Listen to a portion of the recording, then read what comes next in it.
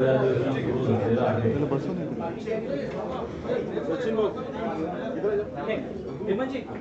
सगळ्या धर्तीवर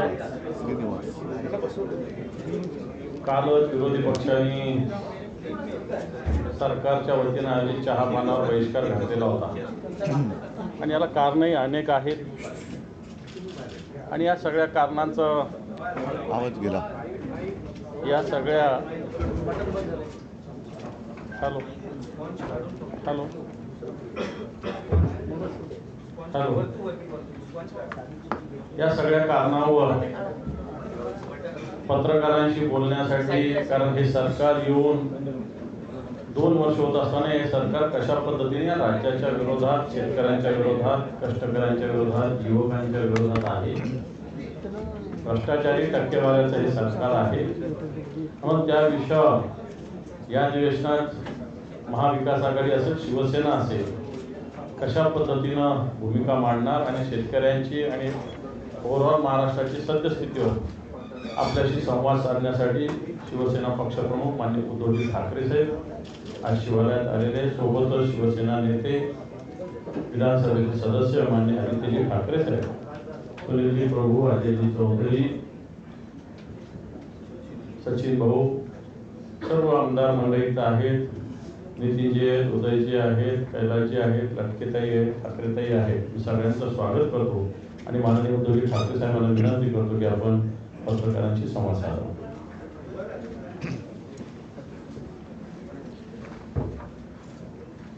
या सरकारचं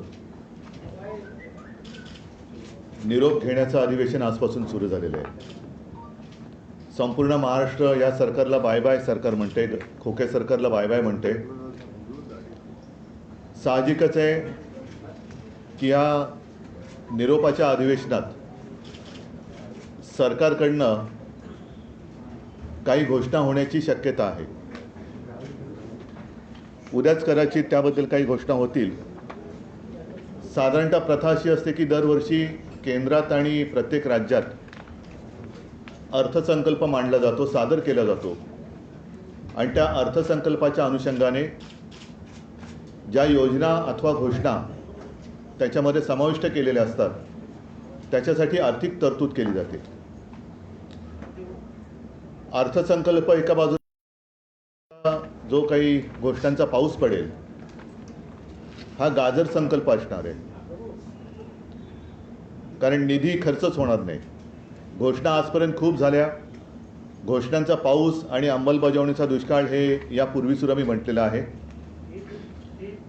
मात्र जर या सरकारला जरा जरी संवेदना असतील तर त्या घोषणा आपण आत्तापर्यंत गेल्या 2 वर्षात जेवढ्या केल्या त्याची पूर्तता किती झाली एवढं जरी त्यांनी खरेपणाने उद्या नीट सांगितलं तर मी म्हणेन खूप झालं. हे सरकार, याला आता काय सरकार म्हणायचं, कारण खोके सरकार तर म्हणतातच, महायुती सरकार म्हणतात, पण एकूणच जर बघितलं तर केंद्र आणि राज्य हे त्यांच्याच भाषेत डबल इंजिन सरकार आपण किंवा ते म्हणत असतील तर ही दोन्ही सरकारं महागळती सरकार आहेत. हे लिकेज सरकार आहे, कारण राम मंदिराच्या गाभाऱ्यात सुद्धा लिकेज झालेलं आहे, पेपर फुटी झालेली आहे, म्हणजे पेपरसुद्धा लीक होत आहेत, मंदिरसुद्धा लीक होते आणि ह्यांना लाज लज्जा शरम काही नाही आहे.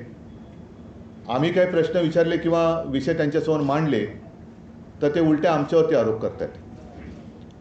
ठीक आहे, त्याच्यावरती या संपूर्ण अधिवेशन काळामध्ये आमच्याकडनं काही प्रश्न उपस्थित केले जातीलच, जीवाभावाचे प्रश्न महाराष्ट्राच्या जनतेचे उपस्थित केले जातील. मात्र एकूण आत्ताची जी काही परिस्थिती आहे आपल्याच माध्यमातून आम्हालाही कळते, संपूर्ण राज्याला कळते आणि राज्यातले शेतकरी ही परिस्थिती प्रत्यक्ष भोगत आहेत.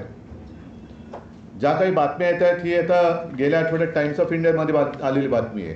त्याच्यात त्यांनी म्हटलं की साधारणतः सरासरी जर का आपण बघितलं तर रोज एक शेतकरी फक्त अमरावती जिल्ह्यामध्ये आत्महत्या करतोय.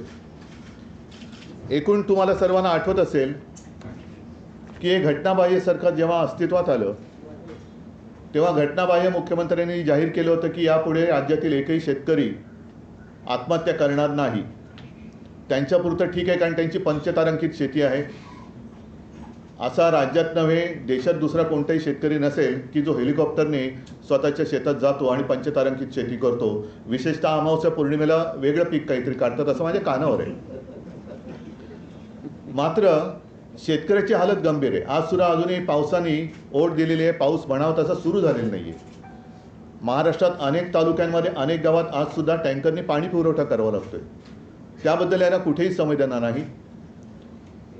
एकूण जर का पाहिलं तर ताई म्हणजे जवळपास 6,500 आत्महत्या ह्या गेल्या 2-1 वर्षात झालेल्या आहेत. म्हणजे पुन्हा ढोबळमानाने पाहिलं तर साधारणतः रोज 9 शेतकरी आपलं आयुष्य संपवत आहेत. विदर्भातील शेतकरी असो, मराठवाड्यातील शेतकरी असो, यांचा वाली कोणी राहिलेला नाही आहे. जर का आपण बघितलं तर यांनी ज्या काही घोषणा केल्या, मी मुद्दामून आकडेवारीच घेऊन आलेलो आहे. साधारणतः 10,022 कोटीची नुकसान भरपाई देणं बाकी. यांनी किती जरी आवडला तरी जमिनीवरची परिस्थिती अशी आहे की हे जाहीर केलेले आकडे नुसते कागदावर आहेत. प्रत्यक्ष शेतकऱ्याच्या हातात किंवा त्याच्या खात्यात अजूनही पैसे येणं बाकी आहे. साधारणतः गेल्या 1 जानेवारीपासून आत्तापर्यंत 1046 शेतकऱ्यांनी आत्महत्या केलेल्या आहेत. ही एकूण जर का परिस्थिती पाहिली, पीक विम्याचे पैसे नीट मिळत नाही आहेत. आजच मला माहिती मिळाली, नाही ते दुसरं तुम्ही दिलं ना, 1 रुपयात पीक विमा, नाही ते द्या ना खालचं. हां, 1 रुपयात पीक विम्याची घोषणा केली होती, पण शेतकऱ्याच्या खात्यात केवळ 70 रुपये काही ठिकाणी जमा झालेले आहेत. अशी म्हणजे सगळे चित्रविचित्र ह्या गोष्टी चाललेल्या आहेत. म्हणून मला आमची मुख्य मागणी उद्याच्या अधिवेशनात ही राहणार आहे की तुमचं आता डबल इंजिन सरकार आलेलं आहे. त्यांच्या सुदैवाने शेपटावरती निभावलं आणि कसेबसं NDAचं सरकार हे दुर्दैवाने आपल्या देशात परत आलेलं आहे. त्यांच्या लेखी असलेली महाशक्ती पुन्हा एकदा तिकडे विराजमान झालेली आहे. तर ह्या डबल इंजिन सरकारने ज्याप्रमाणे मी मुख्यमंत्री झाल्यावरती नागपूरच्या माझ्या पहिल्याच अधिवेशनात कोणीही न मागता मी 2 लाखापर्यंतची रक्कम पीक कर्जाची ती मी माफ केली होती, मुक्त केलं होतं. तसं आमची आज जाहीर मागणी आहे की एकूण या तुमच्या थापा आता खूप झाल्या, नुसत्या घोषणासुद्धा आता खूप झाल्या. अजूनही 3-3.5 महिने निवडणुकांना आहे. तर तात्काळ शेतकऱ्यांची कर्जमुक्ती जाहीर करून निवडणुकीच्या आत तुम्ही ती अंमलबजावणी करा. कारण नाहीतर आपल्याला हेही माहिती आहे, आम्ही ज्या वेळेला देवेंद्र फडणवीस यांच्यासोबत सरकारमध्ये होतो त्यावेळेला त्यांनी सुद्धा एक कर्जमुक्तीची घोषणा केली होती, जी अद्याप चालू आहे, पूर्णच झाली नाही. आम्ही जी केली होती ती योजना कर्जमुक्तीची तर पूर्ण केलीच. दुर्दैवाने करोनाचं संकट आलं. त्या काळामुळे 50,000 रुपये प्रोत्साहनपर राशी जे नियमित कर्ज परतफेड करणाऱ्या शेतकऱ्यांना आम्हाला द्यायची होती ती आम्ही देऊ शकलो नव्हतो, कारण यांनी गद्दारी करून सरकार पाडलं. पण ती रक्कम याने अडवून ठेवलेली आहे. तर नुसत्या घोषणा करू नका. तुम्ही जर अंमलबजावणी करणार असाल तर माझं म्हणणं आहे की पहिली अंमलबजावणी करा आणि मग निवडणुकीला सामोरे जा. कारण आता या सगळ्या गोष्टी होणार. जसं आता आजच एक बातमी आली की एका कंत्राटदाराने शेतकऱ्यावरतीच बंदूक रोखली. पण तक्रार करायची कोणाकडे? कारण मंत्र्यांना इतर कामं बरीच आहेत, त्यांना या गोष्टीकडे लक्ष द्यायला वेळच नाही आहे. आणि असे हे सगळे मंत्रिमंडळात असलेले चेहरे बघितल्यानंतर जनतेचा वाली कोण आहे? जनतेचा वाली कोणी राहिलेलं नाही आहे. आणि म्हणून माझी आणखीन एक मागणी अशी आहे की आता मी असं ऐकलं की ज्याप्रमाणे मध्य प्रदेशमध्ये लाडली बहिणा ही एक योजना आहे, तसं हे सरकार लाडकी बहिणी काहीतरी एक योजना आणते. माझं म्हणणे जरूर आणा, लाडकी बहीण योजना आणा, पण तुम्ही आता मुली आणि मुलांमध्ये भेदभाव करू नका. लाडका भाऊ म्हणून पण योजना आणा आणि मुलींप्रमाणे मुलांना सुद्धा मदत करा. कारण एकूणच एवढी वाईट परिस्थिती आजपर्यंत महाराष्ट्राच्या नशिबात कधी आली नव्हती. मगाशी अंबरजी आपण एक मुद्दा सत्ताधारी पक्षाच्या लक्षात आणून दिला की सध्या पोलीस भरती सुरू आहे. पोलीस भरतीसाठी 17,500 जागा असताना जवळपास 17 लाखाच्याही वरती तरुणांनी अर्ज केलेले आहेत. अर्ज केले तर केलेत, मात्र त्यांना ज्या काही सोयीसुविधा राहण्यासाठी, कारण गावागावातनं तरुण येत आहेत. माझ्या देशाचं, माझ्या राज्यातल्या कायदा आणि सुव्यवस्थेचं पालन करण्यासाठी म्हणून, माता भगिनींचं रक्षण करण्यासाठी म्हणून जे तरुण पोलिसात भरती होऊ इच्छितात त्यांना सोयीसुविधा पण बऱ्याच ठिकाणी दिल्या गेलेल्या नाही आहेत. अनेक ठिकाणी जसं जोगेश्वरी येथे ब्रिजखाली ही मुलं झोपत आहेत, काही ठिकाणी झाडाखाली झोपत आहेत, कसलीही काही सुविधा नाही आहे. तर मग ह्या सगळ्या गोष्टी जर का बघितल्या तर बेकारी वाढत चाललेली आहे. आणि त्यांना कुठेतरी दिलासा जर देणार असेल तर तुमचं डबल इंजिन सरकार मी पुन्हा पुन्हा म्हणतोय, कारण त्याचे बऱ्याच वाफा तुम्ही आत्तापर्यंत सोडलेल्या आहेत. तर ह्या गळती सरकारने डबल इंजिन त्यांचं जे केंद्रात बसलेले त्यांची मदत घेऊन एकतर माझ्या राज्यातल्या शेतकऱ्यांना कर्जमुक्त केलंच पाहिजे. दुसरी गोष्ट, लाडकी बहीण जर का योजना तुम्ही आणत असाल तिचं आम्ही स्वागत करतो आहोत, पण लाडका भाऊसुद्धा योजना आणा आणि त्यांनासुद्धा जसं तुम्ही माझ्या माता भगिनींना लाभ देणार आहात तसं माझ्या भावांना पण द्या. तुम्ही भेदभाव करू नका, कारण महिला आपल्या आता तो काळ गेला, जुना काळ गेला. आता महिलासुद्धा कर्तृत्ववान झालेल्या आहेत, सक्षम झालेल्या आहेत आणि त्यासुद्धा जसे करता पुरुष असतो तशा अनेक घरात करती महिलासुद्धा असते. तर महिला आणि पुरुषांमध्ये भेदभाव न करता ह्या योजना दोघांसाठी तुम्ही आणा. अशा अनेक काही गोष्टी आहेत. आत्तापर्यंत मुलींच्या मोफत शिक्षणाबद्दल जे काही आश्वासन दिलं होतं चंद्रकांत दादांनी, आज मला चॉकलेट देऊन गेले ते, तशीच ते योजनेचं चॉकलेट त्यांनी दिलं होतं जे पोकळ ठरलं. हे आता योजनेची चॉकलेट देऊ नका, कारण लोकांची सहनशक्ती आता जवळपास संपलेली आहे. कालच्या लोकसभेच्या निकालातून त्यांना जरी कळलं नसेल तरी आम्हाला कळलेलं आहे. जनता आता भोळी राहिलेली नाही आहे की कोणी यावं आणि गाजर दाखवून आपलं काम करून घ्यायचं. तर ह्या गोष्टी आता जुन्या झालेल्या आहेत. तर ही योजना आणणार असाल तर त्याची अंमलबजावणी उद्या जर का काही घोषणा करणार असाल, जर कर्जमुक्ती करणार असाल, लाडका बहीण लाडकी, लाडकी बहीण लाडका भाऊ, दुसरं लाडकी बहीण आणि लाडका भाऊ ही योजना आणल्यानंतर कृपा करून त्याची अंमलबजावणी सुधीर मुनगंटीवारांकडे देऊ नका. कारण त्यांचं चंद्रपूरमधलं जे काही एक भयानक हिणकस भाषण होतं ते ऐकल्यानंतर अंगावरती असा शहारा येतो की असे मंत्री आपल्या राज्यात मंत्रिपदावर राहू शकतात. माता भगिनींना शिवीगाळ करणारे मंत्री मंत्रिमंडळात राहू शकतात. माता भगिनींवरती अत्याचार करणाऱ्याचे आरोप ज्यांच्यावर आहेत असे सुद्धा मंत्री राहू शकतात. तर अशा मंत्र्यांकडे त्याची आणि आता 2-3च महिने राहिलेत म्हणा, पण अशा व्यक्तींकडे याची अंमलबजावणीची जबाबदारी देऊ नका. हीच एक माझं सांगणं आहे.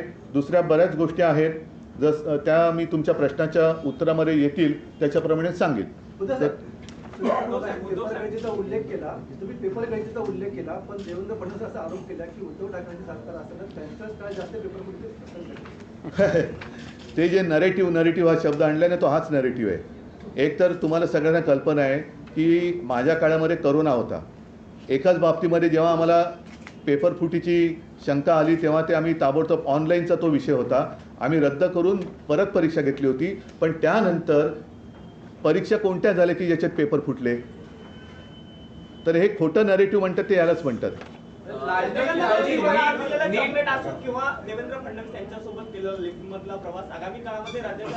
आता लिफ्टमध्ये मी आणि देवेंद्र फडणवीस एकत्र होतो. अनेकांना असं वाटलं असेल ते गाणं आहे ना, नाना करते प्यार, म्हणजे त्यांचा पाटोळ्यांशी काही संबंध नाही. नाना करते प्यार म्हणून तुम्हीच कर बैठे असं काही नाही आहे. ती एक योगायोगाने झालेली अनौपचारिक भेट होती. आणि म्हटलं तर असं म्हणा, मगाशी कुठे दिनेश मग बोलले की भिंतीला कान असतात आणि लिफ्टच्या भिंतीला कान नसतात. त्याच्यामुळे तुम्ही एक चांगली सजेशन केली की यापुढे आमच्या गुप्त बैठका आम्ही लिफ्टमध्येच करू. उद्धवजी, पुणे विद्येचं माहेरघर आहे, मात्र गेल्या काही दिवसांमध्ये ड्रग्सचं प्रमाण एवढं वाढलं आहे, पुण्यामध्ये असेल किंवा नाशिकमध्ये असेल, यावर कोणतेही उपाय केले जात नाही आहे. पूर्ण राज्यातून मुलं शिकण्यासाठी फक्त पुण्यात येतात आणि खूप चुकीच्या पद्धतीने हे जात आहे, कारण का पब आणि ड्रग्स ही संस्कृती आता पुण्यात सुरू झाली आहे. ह्याच्या मुळापाशी जावं लागेल आणि तोही मुद्दा अधिवेशनात आम्ही जोरात उठवणार आहोत. पुण्यामध्ये त्याबद्दल आंदोलन तर आम्ही करतोच आहोत, परंतु सरकार एका सत्तेच्या नशेच्या धुंदीत आहे. त्या धुंदीतनं त्यांना खाली आणावं लागेल, कारण महाराष्ट्र पूर्ण नासवण्याचं काम होतं. हे ड्रग्ज येतात कुठून? मध्ये मध्ये ज्या बातम्या येतात त्या कुठल्या तरी गुजरातच्या एकाच पोर्टवरती हे ड्रग्ज सापडले जातात. माझ्या कानावर असं आलं आहे, त्याची सत्यता अजून पटवून घ्यायची आहे की मध्ये एखादी कुठली तरी कन्साइनमेंट पकडल्यासारखं दाखवतो, पण इतर वेळेला हा कारभार मोकाट असतो. तर हे ड्रग्ज येत आहेत कुठून? काही आपल्या राज्यामध्ये केमिकलचे जे बंद झालेले कारखाने आहेत तिथून याचा काही सोर्स आहे का? मग याच्यासाठी उद्योगमंत्री काय करत आहेत का? त्यांचे वेगळे काही उद्योग सुरू आहेत? तर हे बंद असलेले कारखाने इकडे कोण इन्स्पेक्शन करतंय का, यांचे जे काही कारभारी आहेत, अधिकारी आहेत, ते तिकडे पाहतायत का, अशा अनेक गोष्टी आहेत. पण हे जे काय ड्रग्सचं प्रकरण आहे, मला असं वाटतं याच्यामध्ये सर्व पक्षीयांनी, कारण ही महाराष्ट्राची पिढी आणि महाराष्ट्राचं भवितव्य नासवणारी गोष्ट आहे ड्रग्स. त्याच्यामध्ये केवळ आम्ही सत्ता पक्ष आणि प्रतिपक्ष असं न करता सगळ्यांनी एकत्र येऊन हा विषय खणून काढला पाहिजे. मग त्यांचे कोणी सगळे सोयरे असतील, कोणाचे सगळे सोयरे असू द्या. मध्ये त्या एक ते नाव कुठलं गाजलं होतं, ललित पाटील. पुढे काय झालं? खरं खोटं आलं पाहिजे बाहेर. तर त्याच्याबद्दल सुद्धा साहजिकच आम्ही या अधिवेशनात पाठपुरावा करू. पण हा सुद्धा केवळ आम्ही प्रश्न विचारतो म्हणून तुमच्याच काळात जास्त ड्रग्सचं वितरण झालं असं काहीतरी फालतू उत्तरं नको आहेत. ह्याच्या मुळापर्यंत जा आणि मुळं खडून काढा. प्रकरणामध्ये जे परीक्षेचे पेपर लीक झाले त्यामध्ये महाराष्ट्रात जर पाहिलं तर अनेक व्हॉट्सअप ग्रुपच्या माध्यमातून विद्यार्थी त्याला बळी पडलेले आहेत. दलालांचं मोठं रॅकेट. व्हॉट्सअप इंडस्ट्री सगळ्यात मोठी कोणाची आहे? व्हॉट्सअप इंडस्ट्री सगळी इंडस्ट्रीज मी म्हणतो त्याला, सगळ्यात मोठी कोणाची आहे? होना चाहिए, बिल्कुल होनी चाहिए ऍक्शन. आणि असे अधिकारी जागेवर राहता कामा नये. जे कर्तव्यात कसूर करतात त्यांना निलंबित केलं गेलंच पाहिजे. मी तर म्हणेन सेवामुक्त केलं पाहिजे.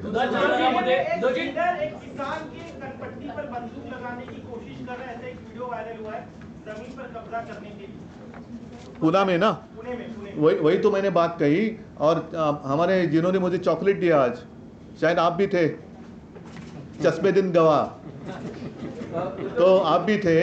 तो मैं तो यही कहता हूँ कि जिन्होंने दिया चंद्रकांत दादा पाटिल, उनके पास जब शिकायत की गई तो उन्होंने कहा कि आप ही को कहा कि आपके पास ये जानकारी पहले आती है, हमें और सारे काम है. तो और सारे काम कौन से काम आप कर रहे? मागच्या बजेटमधील कामं अजून सुरुवात देखील झाली नाही, तोपर्यंत नवीन बजेट येतोय. नेमकं चाललंय का या सरकारचं? कारण अजून सुरुवात देखील नाही झाली. हे म्हणून म्हटलं ना, ह्यांची हा गाजर संकल्प आहे. गाजरं दाखवा आणि पुढे चला. पण आता ते चालणार नाही. उद्या एकूणच्या थकबाकी आणि याची होती ना, अनिल परवांची सूचना चांगली आहे की मी तर म्हणेन उद्या काही घोषणा करण्याच्या आधी आजपर्यंत या लोकांनी ज्या काही घोषणा केल्या त्यांची प्रत्यक्षात अंमलबजावणी किती झाली याची एक श्वेतपत्रिका काढा. आणि मला खात्री आहे की ती श्वेतपत्रिका नुसता कोरा कागद असेल. एक मिनट, मैंने जैसे कहा कि मध्य प्रदेश में जैसी चल रही है एक योजना लाडली बहना, तो मैं कह रहा हूं कि आप भेद क्यों कर रहे हैं? मेरा लाडला भाई भी करो ना, लाडला भाई भी करो, लाडली बहना भी करो. लाडली बहना का हम तो स्वागत करते हैं, स्वागत करते हैं. लेकिन हमारे कई सारे भाई बिना काम के रास्ते पर भटक रहे हैं, वो क्या करेंगे? तो लाडली बहना के साथ साथ लाडला भाई भी लाइए. आपकी महाशक्ति वहाँ से फिर से दुर्भाग्य देश का विराजमान हुई है, तो ले लो उनकी सहायता. और लाडला भाई भी योजना लाइए. एक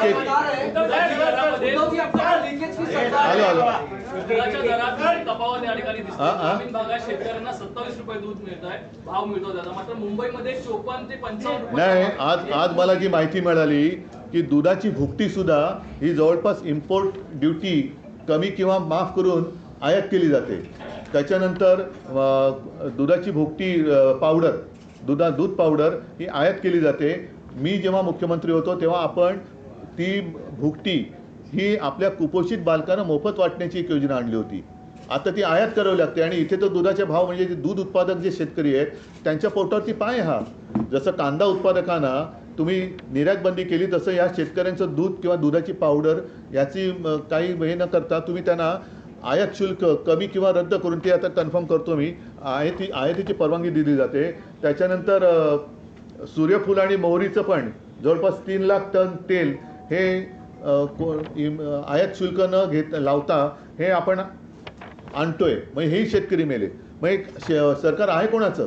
एक तर तुम्ही नुसत्या घोषणा करताय, शेतकऱ्यांना कुठेही मदत मिळत नाही आहे, विम्याचे पैसे मिळत नाही आहेत. आता काल परवाकडे घटनाबाह्य मुख्यमंत्र्यांनी प्रशासनाला आदेश दिले 5 दिवसात नुकसान भरपाई करा. कोण करणार? पैसे देत आहे कोणालाच नाही आहे. उलटं पीक विम्याचं सुद्धा मी सांगितलं ना, ते होतं ना पुढे गेलं कागद, त्याच्यात दलालाचे फोन येतात त्यांना. पैसे तुम्हाला मिळवण्यासाठी. हे सगळं आम्ही आमचं सरकार आल्यानंतर खणून काढणार आहोत. एक मिनिट. आपने कहा लीकेज की सरकार है, महाराष्ट्र में भी नीट का मामला जो है सामने आया लातूर में, इसको लेकर क्या कहेंगे? नहीं, मैंने कहा ना कि ये तो लीकेज सरकार है, ऊपर भी और नीचे भी. राम मंदिर, राम लल्ला जहाँ इन्होंने विराजमान किया, वहाँ के जो संत है उन्होंने कही है बात कि वहाँ भी लीकेज है. तो इनकी सरकार तो लीकेज की सरकार है और ये कारोबार नहीं संभाल सकते, मंदिर नहीं बांध सकते ठीक से, कारोबार नहीं संभाल सकते, क्यों हम उनको वोट करें?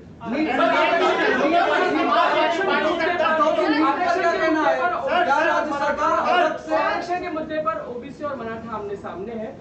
हमने देखा था कि बिहार में जातीय जनगणना को लेकर उन्होंने पहल की थी. अधिवेशन शुरू है, क्या इस तरह की मांग आप करेंगे? और खासकर तो नहीं, मांग करने से भी ज़्यादा मैं यही कहता हूँ कि पिछले अधिवेशन के कार्यकाल में इन्होंने एक कुछ तो उत्तर लाया था, तो हमने तो उनका समर्थन किया था. तो आज भी मैं चाहता हूँ कि ओबीसी है, मराठा है, जिन्होंने छत्रपति शिवाजी महाराज जी की शपथ ली है, वो इसके ऊपर एक उत्तर निकाले, हम साथ देंगे. सर्वमान्य तोडगा काढावा, आम्ही सोबत आहोत. आरक्षण घरांसाठी मिळावं यासाठी अनिल परबांनी पत्र दिलं, याकडे आपण कसं पाहता? याकडे कसं पाहायचं म्हणजे मिळालंच पाहिजे. मराठी माणसाने रक्त सांडून मिळवलेली मुंबई त्याची हक्काची राजधानी आहे आणि या मुंबईमध्ये हे यांच्याकडे मोठे मोठे बिल्डर आहेत, यांचे पालकमंत्री सुद्धा बिल्डर आहेत, त्यांनी सुरू करावं. लोढा टॉवरमध्ये 50% मराठी माणसांना द्या. कारपोरेशन में आके बैठते हैं आप, तो आपके टावर में दे दो ना 50% मराठी लोग रहेंगे, ते द्या. कारण हे केलं नाही तर आम्ही असताना मराठी भाषा सक्तीची केली ना, दुकान आणि सगळ्यांचे बोर्ड हे मराठीमध्ये केले ना. आता गिरणी कामगारांना सुद्धा घरं देण्यासाठी आम्ही आग्रही होतो, त्याही वेळेला केलं, आजही आमचा आग्रह आहे. पण आमचं सरकार यांनी गद्दारी करून पाडलं नसतं तर आम्ही मराठी माणसाला मुंबईमध्ये 50% घर प्रत्येकाला कंपल्सरी केलंच असतं आणि या पुढे सरकार आलं होती सुद्धा आम्ही करूच.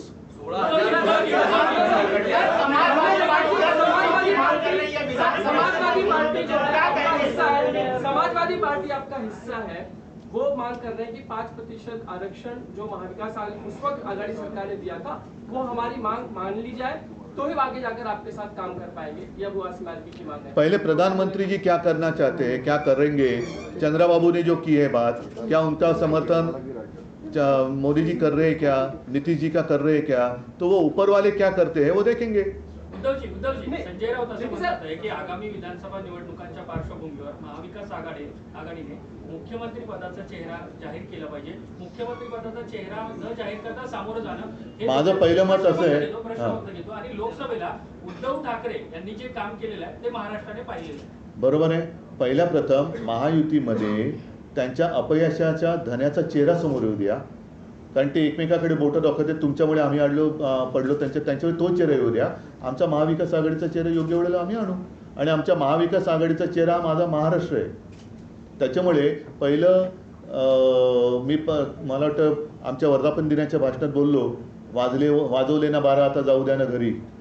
तर आता त्यांच्याकडनं अपयशाचा धनी कोण हा चेहरा पहिला नक्की होऊ द्या. आमचा मुख्यमंत्री पदाचा चेहरा आम्ही करू घ्या.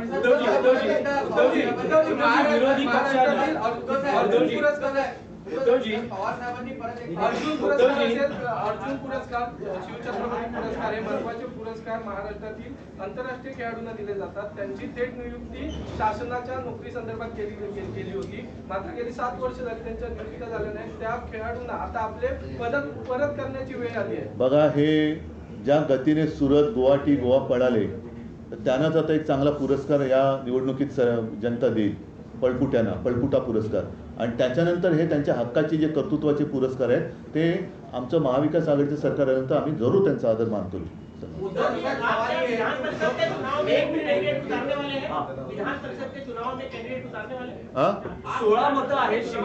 हो, उतरवणार ना, कारण 11 जागा आहेत. आम्ही तिन्ही पक्ष, शिवसेनेचा एक येऊ शकतो, एनसीपीने जर नीट गणित पाडलं तर एनसीपीचा एक शकतो आणि काँग्रेसचा एक येतोय. त्याच्यामुळे तिन्ही पक्ष जर का आपापली मतं, आमची तर ठाम आहेतच आणि वरची कॅल्क्युलेशन ही काही सांगण्याची नसतात. त्याच्यामुळे तिन्ही पक्षांचा एक आमदार येऊ शकतो.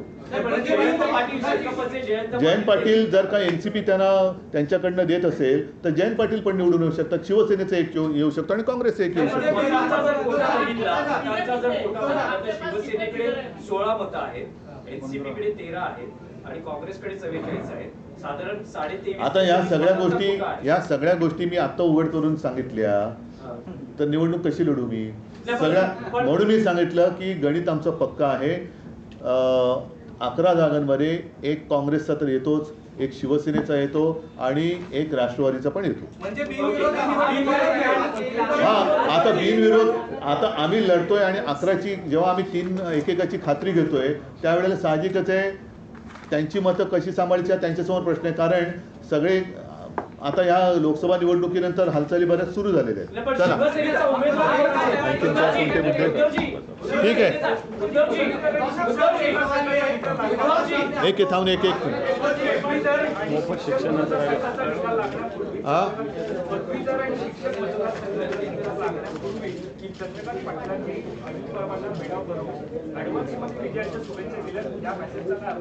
म्हणून मी म्हटलं ना की येती विधान परिषदेची जी निवडणूक आहे, जर निवडणूक झाली तर गमतीशीर होणार आहे.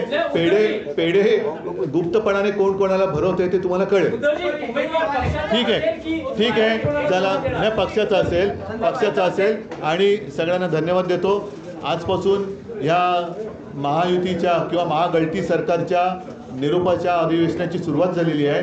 आपण सर्वजण त्यांना भरलेले किंवा रिकाम्या हृदयाने निरोप देऊया आणि पुढच्या निवडणुकीसाठी. एक प्रश्न आहे, मध्यंतरी पवार असं म्हणाले होते की जे आमदार त्यांचे सोडून गेलेले आहेत, जिथे सहकार्याची भूमिका असेल अशांना परत घेण्यासंदर्भात विचार होईल, पक्षात चर्चा होईल, ज्यांची आवश्यकता आहे अशांना पुन्हा पक्षात घेतलं. पण तो त्यांच्या पक्षांतर्गत प्रश्न आहे, मी काय करणार? नाही पवार साहेबांनी त्यांच्या पक्षांतर्गत त्यांच्या पक्षाचा विचार मांडलाय. माझ्या पक्षाचा मी मांडलेला आहे आणि या पुढे सुद्धा मांडेल. त्याला सगळ्यांना धन्यवाद. हा, जय हिंद, जय महाराष्ट्र. चला थँक्यू.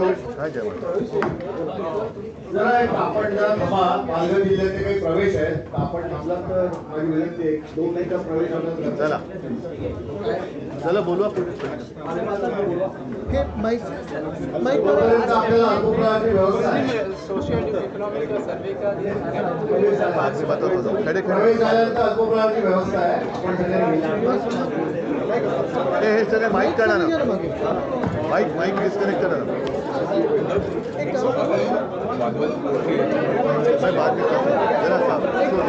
हे काढा जरा हर्षद.